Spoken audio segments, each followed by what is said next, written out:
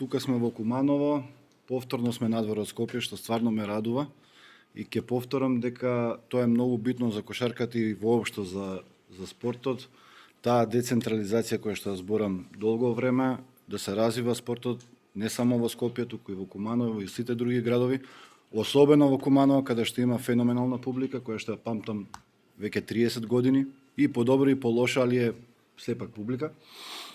Што се однесува до нашето учество на купот, кај мене е малце потешко да зборувам за амбициите, бидејќи ние се наоѓаме како клуб во многу лоша состојба. Предпоставувам дека повеќето клубови се наоѓаат во лоша состојба.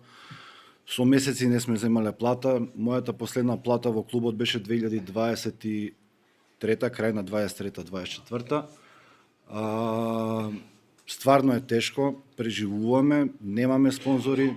Како клуб од Карпош играме во Маџари, што е поразително. И тоа да не беше колегата наш, односно утрешен или задутрешен ривал, може би ни тоа немаше да се случи. И тоа се некои работи кои што не ти дозволуваат да мислиш премногу на резултати. Едноставно одиш, настапуваш, ако победиш, победиш, ако не, тоа е тоа. А што се однесува до конкретно до надпреварот, Феникс е сериозна екипа. Такви има неколку екипи оваа година во првенството со доста добри индивидуалци, каде што поготово овакви надпревари мотивацијата ќе биде пресудна за нив и може многу лесно да ни се повтори гостивар, како што кажа Боро, што беше доста непријатен пораз. Мислам дека ќе имаме одличен надпревар, неизвесен надпревар. Се надевам дека ќе добијам поголема минутажа во тој надпревар.